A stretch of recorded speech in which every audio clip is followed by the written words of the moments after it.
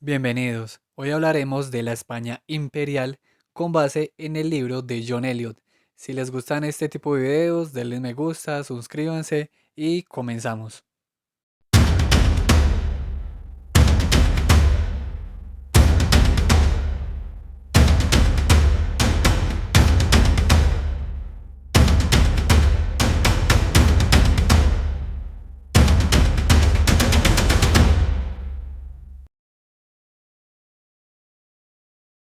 Bueno, este libro es un clásico. Es de 1963. Cuando el autor lo escribió era relativamente joven, 33 años. De hecho, murió hace poco en 2022. Una advertencia que hace no más comienza el libro es que se publicó originalmente en inglés, para un público inglés que no tenía un conocimiento profundo sobre la historia de España, por lo que si bien buscó abrir nuevas perspectivas, es posible que un local conozca la historia mucho mejor. Comenzando con el libro hay que tener en cuenta algunos aspectos geográficos, como el hecho de que los Pirineos aislaban a España de Europa, sumado a que internamente una meseta central hacía algo parecido, dificultando con ello la existencia de rutas fáciles y naturales. Como dice Braudel en alguno de sus libros, la geografía es muy importante para entender a las civilizaciones y en este caso pues John Eliot habla entonces con base a esta geografía de la española. Había entonces lenguas distintas, como ocurre hasta el día de hoy. A pesar de ello, aunque en un periodo corto de tiempo fue la mayor potencia del mundo, su dominio no solo fue en Europa, sino en ultramar. ¿Cómo llegó entonces a ser una sociedad tan dinámica y por qué perdió ese dinamismo tan rápido? El foco del día de hoy está entonces en la España de los Austrias. El primer elemento a tener en cuenta entonces es la unión de las coronas. El origen de las coronas de Castilla y Aragón comienza con Fernando de Aragón e Isabel de Castilla, más conocida actualmente como Isabel la Católica. Se casaron en 1469, o sea, cuando Isabel tenía unos 18 años. El matrimonio tuvo circunstancias alrededor inusuales. Isabel huía de su hermano y Fernando viajó de incógnito. Tuvieron que prestar dinero para poder llevar a cabo el acto y aunque obtuvieron una bula papal, fue falsa, pues ellos eran parientes, primos si no estoy mal. El matrimonio buscó unir Castilla y Aragón, que aunque no resultaba algo descabellado, sí chocaba con la antipatía que estos dos pueblos sentían entre sí. La unión aseguraba apoyo frente a la Revolución Catalana. 5 años después murió Enrique IV, con lo que Isabel se autoproclamó reina de Castilla, generando una guerra de sucesión en contra de Juana la Beltraneja, respaldada por Portugal. La victoria fue de Isabel, evidentemente. A pesar de la unión, la forma de gobernar permaneció igual. Continuó cierta separación a la hora de hacerlo. Los dos reinos tenían condiciones diferentes. En Aragón destacaba Cataluña por su prosperidad y de hecho lideró la expansión marítima. El patriciado urbano dominaba la economía. Había un pacto entre gobernantes y gobernados. Las cortes eran fuertes y Cataluña y Valencia tenían poder legislativo. Había entonces un reconocimiento mutuo de los derechos que cada quien tenía y sus limitaciones. Castilla por su parte se orientaba más hacia el interior, más hacia la guerra que hacia el comercio. Eran en mayor medida pastores. Las dos coronas se complementaron. Para crear el imperio, Castilla aportó dinamismo y Aragón experiencia a la hora de administrar. En el siglo XV, como consecuencia del eclipse de Cataluña relacionado con diversos desastres, Aragón experimentó un declive a pesar de que Valencia vivió una etapa muy buena, recordando que Cataluña tenía un rol en la expansión marítima, pues tuvo sus repercusiones. Hacia 1450, es decir, unos años antes del nacimiento de Isabel y Fernando, la economía empeoraba, hubo convulsiones rurales y tensión entre la nobleza y el rey. El rey Alfonso pedía cada vez más recursos para llevar a cabo sus ambiciones, mientras el poder en Cataluña paralelamente cambiaba de mano. Los mercaderes de Cataluña cambiaron sus objetivos, pasaron a invertir en rentas vitalicias y tierras, algo así como plan de retiro, en lugar de seguir comerciando. También hubo un elemento ahí relacionado con la piratería que constantemente interrumpía las relaciones comerciales en el Mediterráneo. Valencia reemplazó a Barcelona como la capital financiera, pero no fue suficiente para mantener el dinamismo.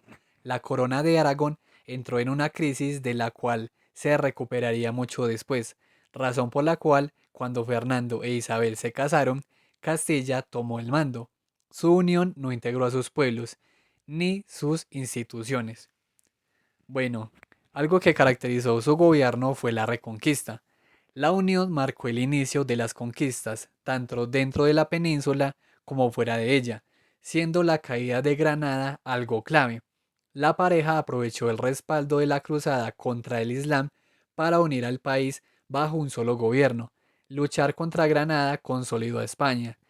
El comienzo fue en 1482 tomando Alhama y luego campañas para acabar con el reino nazarí. La guerra unió a la población por un objetivo en común. Los conflictos internos entre los líderes musulmanes facilitaron la conquista. Tomar Málaga en 1487 fue clave para que Granada cayera después de 8 siglos de dominio musulmán.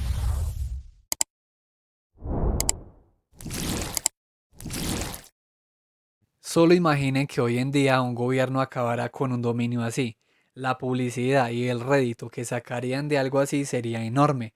Reconquistar la península permitió también poner los ojos en África. Un par de meses luego de conquistar Granada, se llegó al acuerdo con Cristóbal Colón, quien tras parar en Canarias se adentró en el Atlántico y llegó a las Bahamas el 12 de octubre de 1492. Así como acabar con el dominio musulmán fue visto por las personas como algo milagroso, llegar a América igual. A la campaña contribuyeron catalanes, aragoneses, vascos y los portugueses con su experiencia en la navegación y el comercio. Adueñarse de las Islas Canarias fueron el precedente y el lugar de prueba para lo que luego se hizo en América. Hubo iniciativa privada y pública, contratos entre la corona y expedicionarios, y las capitulaciones que reservaban derechos a la monarquía mientras garantizaban también mercedes para los conquistadores. La corona cedió mucho, pero no había alternativa. Colón murió en 1506.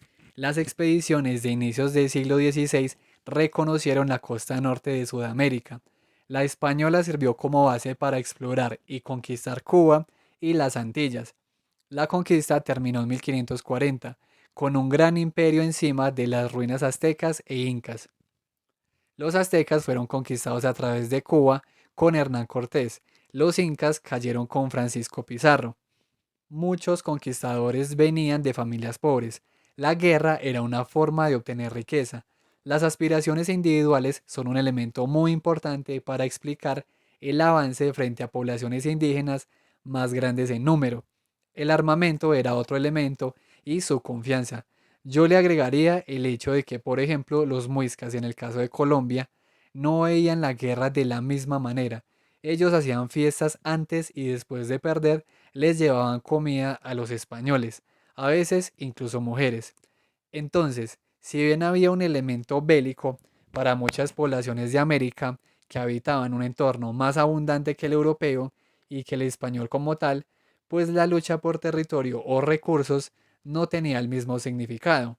Hay dos videos de Langebeck sobre el tema por si quieren mirarlos. La caída del imperio azteca e inca fue fundamental. Después colonizar, destruir ciudades, establecer instituciones fue muy importante. Pasaron, claro, generaciones para implantar los modos de vida españoles. De hecho, si nos vamos al siglo XIX, ya con el dominio español fuera, los pijajos seguían conservando su idioma y sus costumbres, y hasta el día de hoy Colombia tiene comunidades indígenas, por lo que los españoles, digamos, no lograron establecer sus costumbres por completo. Además, es un territorio muy grande. Solo piénsese que España es la mitad de Colombia. Solo Colombia implicaba el doble de su territorio. Ahora asumen Ecuador, Venezuela, México, Cuba, Perú, etc. Los expedicionarios fueron recompensados con botín y reparto de tierras. Los conflictos entre la corona y los colonizadores no tardaron en aparecer. Los colonizadores, aplicando la guerra justa, esclavizaron a la población vencida. La corona se opuso a la esclavitud y la encomienda. Aún había recuerdos de la etapa feudal de Castilla. Limitó la extensión de las concesiones como lucha contra el latifundio y se quedó con las tierras que no eran ocupadas por indígenas. Los encomenderos que efectivamente existieron terminaron disminuyendo en importancia, ya que la corona limitó el tiempo que podían hacerlo y su herencia sobre todo.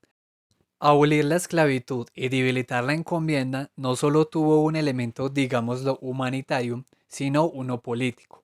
La corona demostró que podía imponer su autoridad en un territorio al que nunca llegó físicamente. No se permitió el desarrollo de una aristocracia feudal, ni cortes ni instituciones que sirvieron como medio de representación frente al poder real. Los funcionarios de la corona obligaron por el contrario a los cabildos y encomenderos a someterse. El modelo monárquico español fue diferente del europeo. Era más plural que unitario. Era formado por Castilla, Aragón, Valencia y Cataluña, y cada uno tenía sus leyes y patrimonios. La amenaza francesa fue otro elemento que hizo que la unión de las coronas fuera deseable. Por cierto, el hecho de la encomienda está relacionado con que a una persona, a un conquistador, se le daban cierto número de indios para que él, digamos, los adoctrinara con la religión católica o bueno, les enseñara pues estas costumbres y ellos pues tenían que darle cierto tributo a el español. Bueno, otro elemento entonces importante para entender el imperio español son las instituciones. Las instituciones son algo importante. Por un lado, el Consejo Real, el de Castilla, fue un vínculo entre el rey y la corona de Aragón. Asesoraba al monarca y transmitía las órdenes a los virreyes. Por su parte, en el territorio dominado por la corona de Aragón, los monarcas designaban a sus representantes, cosa que se terminó extendiendo a América. Haciendo un intento de organizar sus recursos, buscó incrementar la riqueza y el poder de los reyes. Sin embargo, no hubo como una organización o un plan a ejecutar. La Santa Hermandad buscó resolver problemas de carácter público. La Mesta era otra institución. Era una organización de ganaderos que recibió privilegios a cambio de contribuciones. El consulado de Burgos tenía la función de regular el comercio de lana luego de la expulsión de los judíos. Hubo gremios que permitieron crear organizaciones en los municipios. Los reyes obtuvieron el patronato regio, que les permitió en el Nuevo Mundo tener un poder en cuanto al nombramiento de los beneficios eclesiásticos. Con Cisneros se buscó fortalecer intelectualmente a la Iglesia española. Sin embargo, paralelamente se creó la Inquisición, que si bien en un inicio iba a perseguir a los conversos en Castilla, pasó a Aragón. ¿Por qué es importante conocer las instituciones? Porque estas fueron llevadas a América. La encomienda, por ejemplo, que es la institución bajo la cual se asignó mano de obra indígena a una persona, institución que, como ya se mencionó, chocó con la corona y el límite de poder. Con Carlos V, por ejemplo, hubo consejos que asesoraban al monarca. Se crearon nuevos como el de Hacienda y el de Indias. Los virreinatos se expandieron hasta América. Una centralización combinada con gobierno regional. Con Felipe III y IV se intentó hacer reformas para afrontar la crisis económica y la poca unidad. Con la castellanización se buscó uniformar legal y administrativamente el imperio. Con la unión de armas se buscó cooperar militarmente entre los reinos, pero de hecho crearon problemas como la rebelión de Cataluña. Con los Borbones, luego de la Guerra de Sucesión, Felipe V implementó decretos que suprimieron instituciones tradicionales de Aragón y se centralizó el poder. Los capitanes generales sustituyeron a los virreyes, el castellano fue la lengua administrativa y se abolió el Consejo de Aragón pasando sus asuntos al Consejo de Castilla. Hubo entonces una mayor centralización, pero esto es, digámoslo, ya al final del imperio. Bueno, entonces el poder tuvo, digamos, una transición inicial, porque Isabel murió en 1504 y el afianzamiento de su nieto Carlos V tomó casi 2 décadas. Fue un momento decisivo en la formación de la monarquía a pesar de las amenazas. Paralelamente se consolidó el poder de la nobleza. Bajo la casa Habsburgo, el imperio se consolidó gracias a las bases diplomáticas que dejó Fernando antes de morir. Él buscó preservar las posesiones en Italia, contener la expansión francesa y la paz en Europa que le permitiera conquistar Egipto y recuperar Jerusalén. Carlos VIII, francés, fue una amenaza ya que invadió Italia, concretamente afectó a España por Sicilia y Nápoles. En 1495 logró hacer una coalición que se conoció como la Liga Santa, donde además de España estuvo Inglaterra y el Papado, sirviendo con el tiempo para expandir el poder español en las décadas posteriores. En las últimas décadas del siglo XVI, Fernando estableció embajadas en Roma, Venecia, Londres, Bruselas y Austria, que sirvieron como pilares diplomáticos para su política exterior. Rodrigo de Puebla y Francisco de Rojas fueron designados para esos cargos teniendo un desempeño bastante bueno. Sin embargo, era usual que a los reyes se les olvidara enviar instrucciones y su salario. Aún así, la diplomacia española terminó superando a la de sus aliados y enemigos. Fernando murió 12 años después que Isabel, en 1516, años en los cuales Juana y Felipe esperaban para reclamar su parte. Carlos fue el heredero, pero mientras llegaba a España se designaron a regentes como el cardenal Cisneros o Alfonso de Aragón. Hubo revueltas como la de los comuneros que buscaron preservar la identidad nacional frente a un régimen extranjero.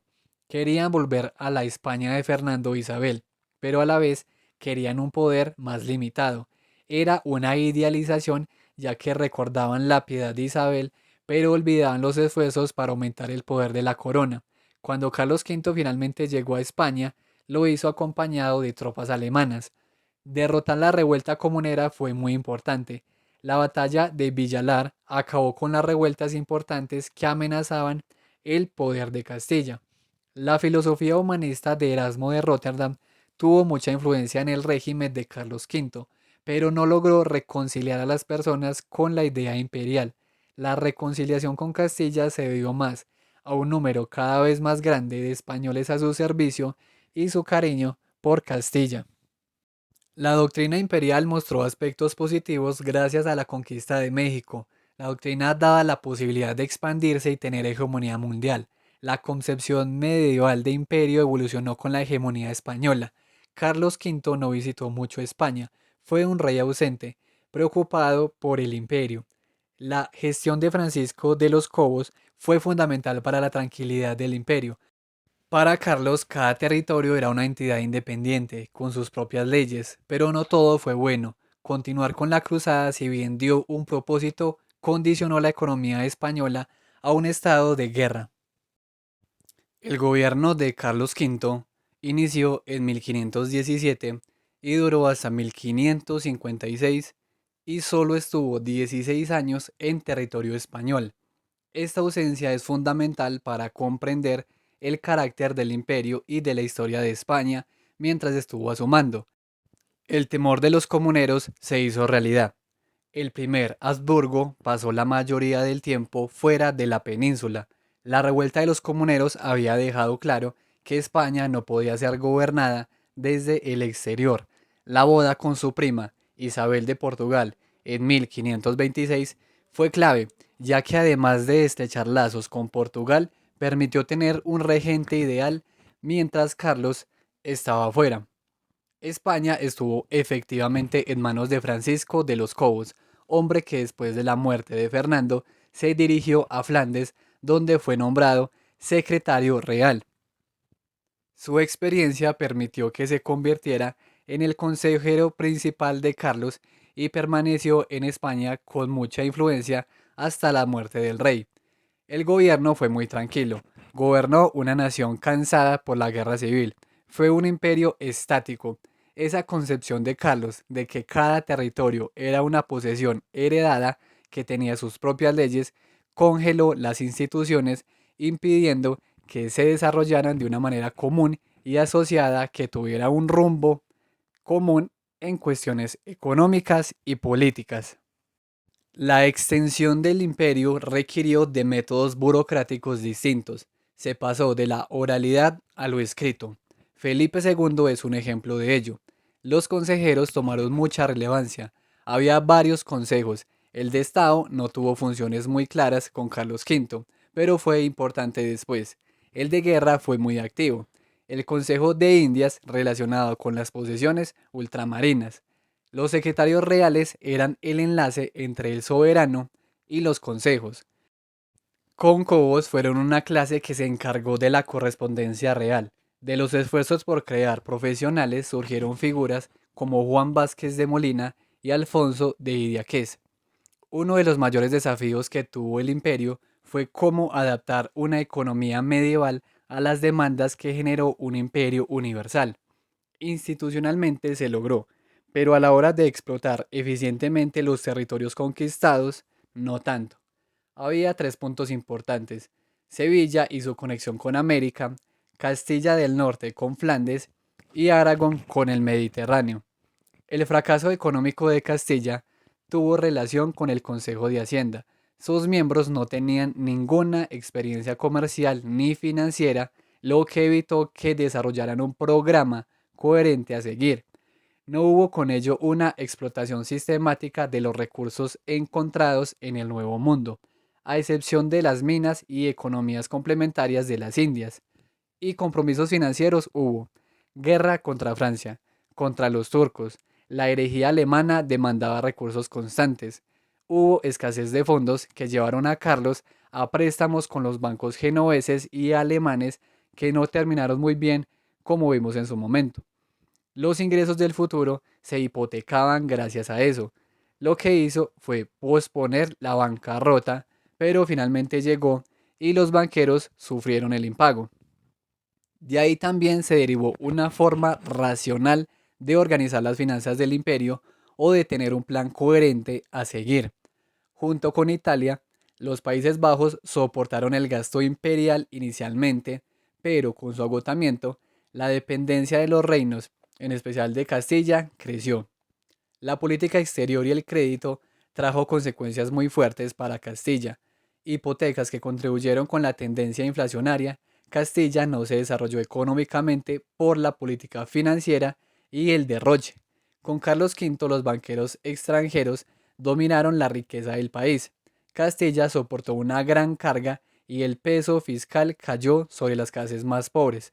Se intentó revertir la situación, que Carlos regresara a España, pero no fue posible. Felipe después describió la pobreza de su pueblo. No tenían para pagar los impuestos y las cárceles estaban llenas. Otro elemento a tener en cuenta fue la raza y la religión. El imperio era muy diverso, por lo que se buscó una unidad religiosa para garantizar la supervivencia de la sociedad. La Inquisición fue una de esas medidas. Buscaba mantener la pureza de la fe y terminó contribuyendo a un sentimiento de defensa de todos a la Iglesia. Su foco fue en un inicio a los conversos de judaísmo, ya que eran sospechosos de ser cristianos que en secreto llevaban a cabo prácticas de su antigua religión. Los procesos se llevaban a cabo en secreto. La confiscación de propiedades generó temor y el caldo de cultivo perfecto para la corrupción. La Inquisición sancionó prácticas que ya existían. Las desviaciones eran algo común. Un triunfo importante fue la expulsión de los judíos en 1492. Esto eliminaba la contaminación religiosa, recordando que en dicho año también fueron derrotados los musulmanes. Más de 100.000 judíos abandonaron el país. Algunos se convirtieron y algunos que no eran judíos también se fueron. Los musulmanes convertidos al cristianismo en un inicio no recibieron tanta atención porque eran personas menos influyentes. Se prohibió su vestimenta, costumbres, pero lograron preservar algunas de ellas durante el siglo XVI, por la tolerancia de algunas autoridades y protección de otros. Hubo rebeliones como la de Alpujarras en 1568 por el trato que recibían y sus condiciones de vida. Además de la pureza religiosa, también creció una obsesión por la pureza de sangre. La desviación religiosa y racial se identificó con la mentalidad. Desde el siglo XV se habían hecho intentos por excluir a los conversos de cargos públicos. Con el tiempo, la limpieza fue requisito para entrar a una orden religiosa, universidades y por tanto influenció el acceso a cargos de la Iglesia y el Estado. Fue determinante en el estatus social, del honor. Había que demostrar la pureza de su ascendencia, contribuyendo esto a que el poder quedara en pocas manos de cristianos viejos tradicionales. La persecución marcó el rumbo. España estuvo abierta a la influencia renacentista, pero se prohibió la importación de libros. Se restringió el estudio de españoles en el extranjero para evitar el contagio de ideas heterodoxas. La Inquisición elaboró listados de libros prohibidos, supervisaba las bibliotecas. Las ideas, por tanto, se replegaron sobre sí misma. España se integró solo con la parte de Europa que siguió la contrarreforma. Bueno, Felipe II sentía una misión divina al ser rey, servir a Dios y a su vez proteger a su pueblo de enemigos externos. Había que ser justo, recompensar el bien y castigar el mal, garantizar los derechos de las personas sin importar su rango. Su vida familiar trágica lo llevó a ser muy rígido, dedicado a su deber de soberano. Continuó con la idea de su padre. Los dominios eran independientes, con sus propias leyes. Buscó generar unidad entre las diversas aristocracias, pero no vio la monarquía como una entidad única que trascendiera más allá de la subordinación a un gobernante. Era el vínculo entre los territorios. Era su propio secretario, ya que dedicaba gran parte de su tiempo al papeleo. Los secretarios, por supuesto, eran indispensables e influenciaban el poder de los reyes desde la sombra. La estructura federal se mantuvo en Aragón, pero no hubo intercambio. La monarquía seguía siendo castellana con organización política aragonesa, lo que no gustaba mucho en Castilla. Castilla se quejaba de su carga fiscal y de no poder imponerse en otras provincias protegidas por sus leyes. A su vez, las demás provincias no estaban conformes con el monopolio de los cargos y la influencia de Castilla sobre el rey. El declive. Los últimos años de Felipe II y con Felipe III, España sufrió una crisis debido a que las aventuras imperiales eran muy costosas. La plata americana parecía inagotable, lo que hizo además que se incrementara la deuda. En 1590, el rey gastaba unos 12 millones de ducados al año. Solo la Armada Invencible costó unos 10 millones. Sin embargo, la capacidad productiva de los territorios estaba llegando al límite. En 1596 hubo una bancarrota. Hubo suspensión de pagos a los banqueros, teniendo repercusiones además en las ferias de Medina del Campo que habían funcionado con regularidad. 2 años después se reanudaron, pero su gloria había terminado. Medina dejó de ser la capital financiera, ahora fue Madrid. Con la crisis se terminaron los sueños imperiales de Felipe II y Castilla. Sobre todo el norte dejó de ser el poder financiero. Unos años antes había sido derrotada la Armada Invencible.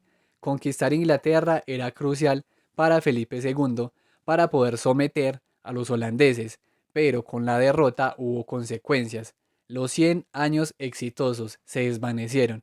1588 es un año que marca la España triunfante de la derrotista. El Nuevo Mundo había sufrido epidemias, contracción económica, había menos plata y menos oportunidades para las personas que querían ir allí. Además que no necesitaba tanto Europa, contribuyendo a que se cerrara sobre sí misma. La agricultura en España no mejoraba. La paz dio buenas perspectivas, pero las malas cosechas y el incremento en los precios del trigo, junto con la epidemia, la peste, eliminaron el crecimiento poblacional, además de las consecuencias psicológicas para la población. Menos mano de obra implicó salarios más altos, impidiendo un desarrollo económico que pudiera competir con los extranjeros. Había una sensación de abandono por parte de Dios, se perdió el rumbo nacional. En medio de todo esto, Cervantes escribió Don Quijote, una parábola donde una nación, en su intención de cruzada, terminó luchando contra molinos de viento. Castilla buscó una solución introspectivamente. La ociosidad generada por la conquista generó ricos ociosos y clase media débil. Un lugar sin clase media sólida hacía a España más parecida a la Europa del Este que a la del Oeste. Había valores falsos que despreciaban el comercio, el trabajo manual, había dinero fácil y los títulos prestigiosos. La clase media se unió rápidamente a la clase alta improductiva. El arte de Velázquez, Quevedo y Calderón reflejan la sensación de un pasado glorioso y un presente en ruinas. El desastre. La situación en el siglo XVII empeoró cada vez más. La guerra con Francia se alejó con el asesinato de Enrique IV y acuerdos matrimoniales. Los holandeses aprovecharon la tregua para expandirse en Oriente. Para muchos, la tregua fue peor que la continuación de la guerra.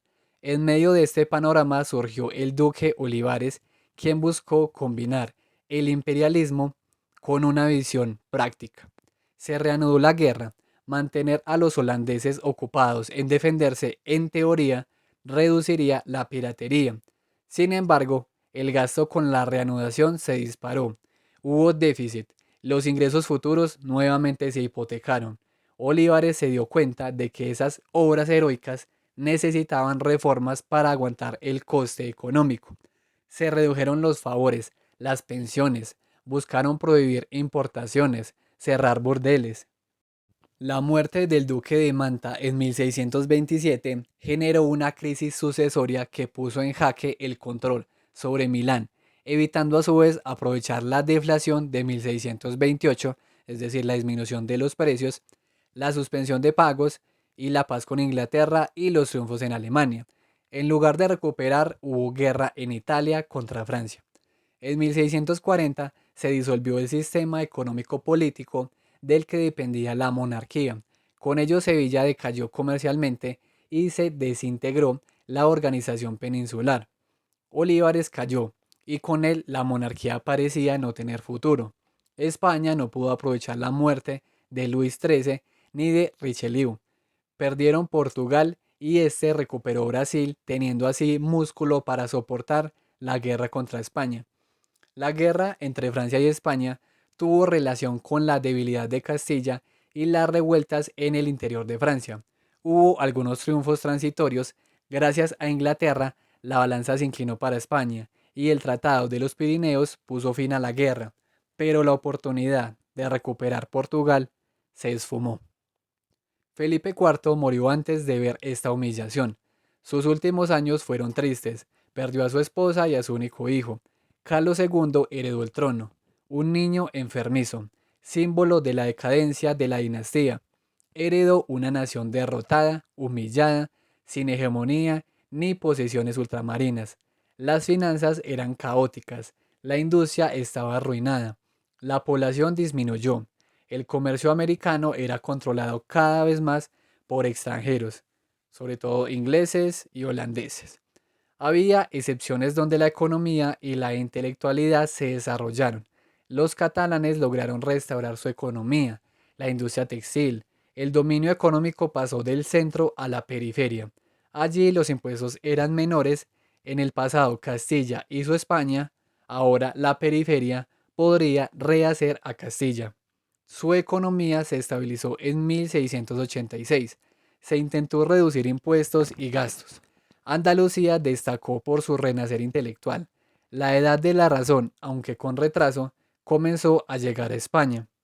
Lo que marcó los últimos años de Carlos II fue la crisis sucesoria dejando a España a merced de las potencias europeas.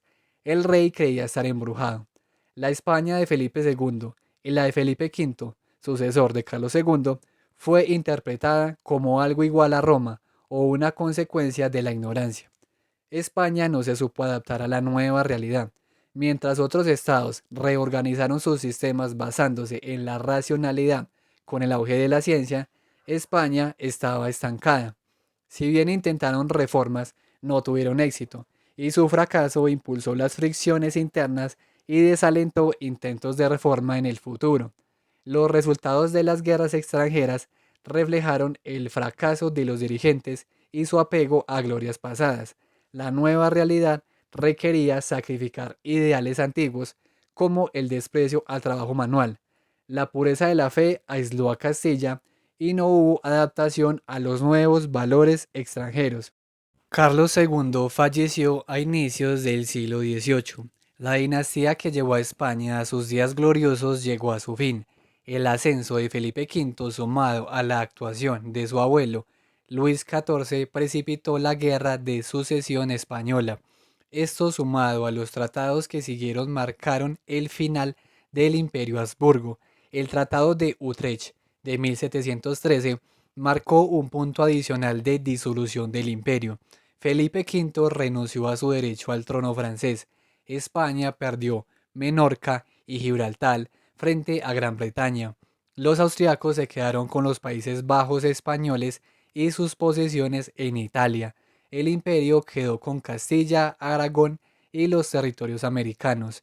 En 1714 Cataluña cayó y con ello se destruyeron las instituciones. El decreto de nueva planta transformó a España de provincias semiautónomas a un estado centralizado. Los virreyes fueron reemplazados por capitanes generales, se unificó la administración y las funciones del Consejo de Aragón pasaron al de Castilla. Si bien se ha atribuido su decadencia a características específicas, España tenía muchas similitudes con el resto de Europa, pero los años en los cuales los demás avanzaron, España se estancó. Y bueno, hasta acá dejo el video de hoy. Nos vemos en una próxima.